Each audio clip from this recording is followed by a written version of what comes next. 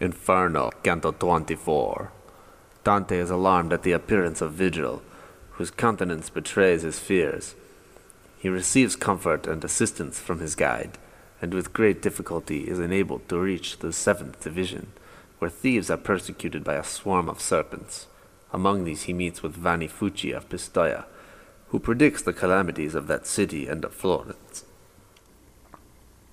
In the new year, when Sol his tresses gay dips in Aquarius, and the tardy night divides her empire with the lengthening day, when o'er the earth the hoar frost pure and bright assumes the image of her sister white, then quickly melts before the genial light, the rustic, now exhausted his supply, rises betimes, looks out, and sees the land all white around, whereat he strikes his thigh, turns back, and grieving, wanders here and there, like one disconsolate and at a stand, then issues forth, forgetting his despair.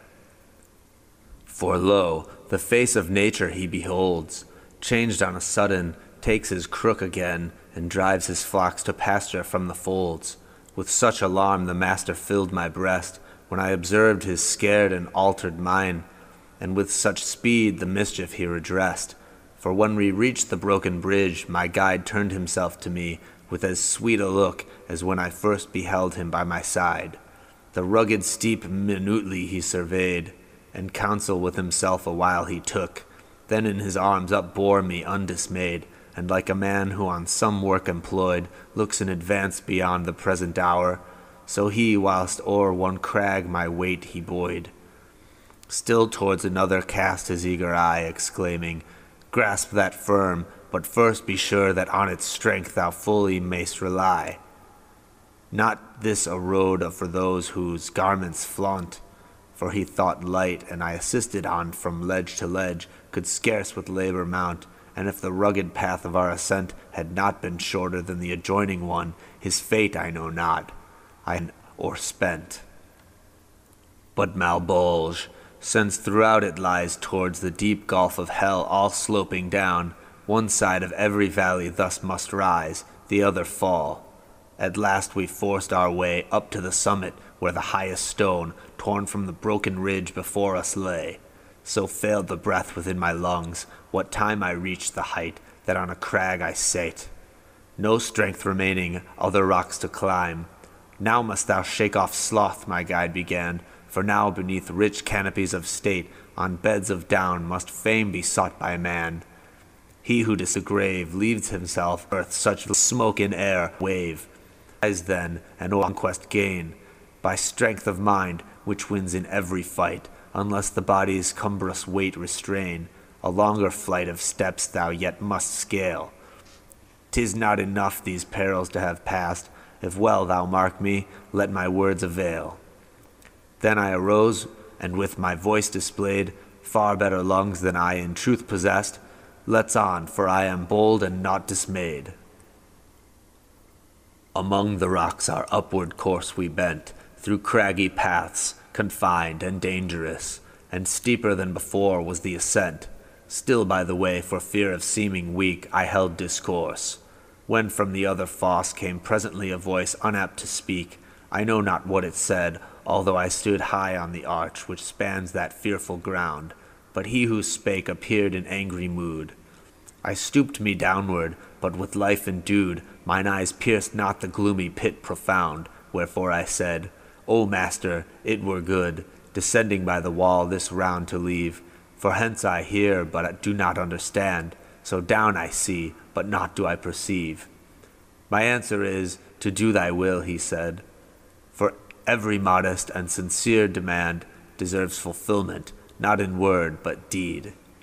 The bridge we then descended from the height, where to the 8th embankment it is joined, and thence appeared the baleful pit in sight. Within a crowd of serpents I behold, so hideous and diversified in kind, that at the very thought my blood runs cold. Not even Libya, with her fruitful sand, more cankerous and more jaculi can boast, or Amphisbaena in her scorching land, though Ethiopia also should have brought her many plagues, and Egypt's pregnant coast add all the pests with which her soil is fraught. Among this swarm most loathsome to survey ran spirits naked and with terror pale. No hiding place, no heliotrope had they. Their hands with serpents were behind them bound.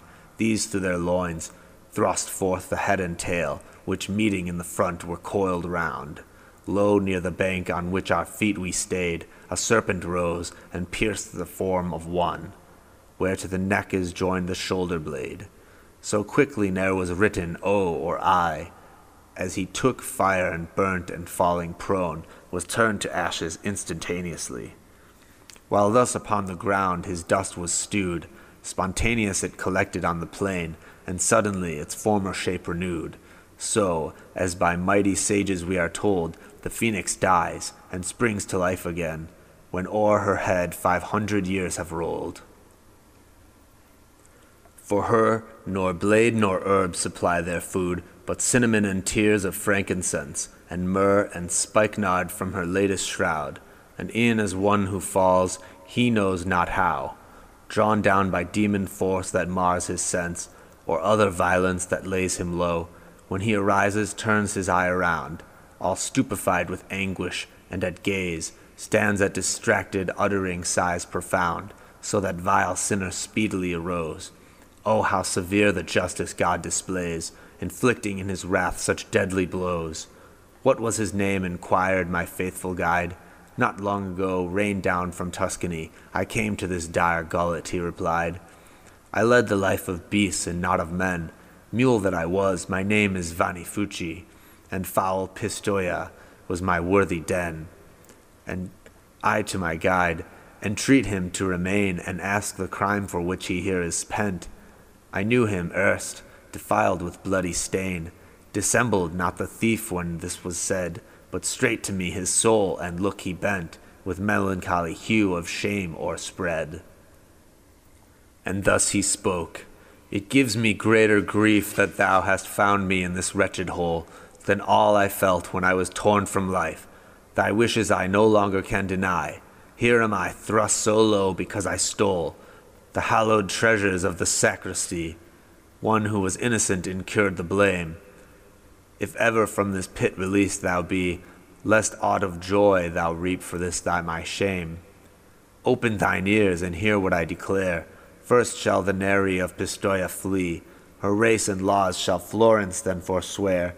From Valdemagra Mars collects round a vapor, wrapped with clouds o'ercharged and fell, which thence with tempest fierce and angry sound shall clash in fury on Picenno's plain, when suddenly the cloud it shall dispel, and each Bianco in the field be slain.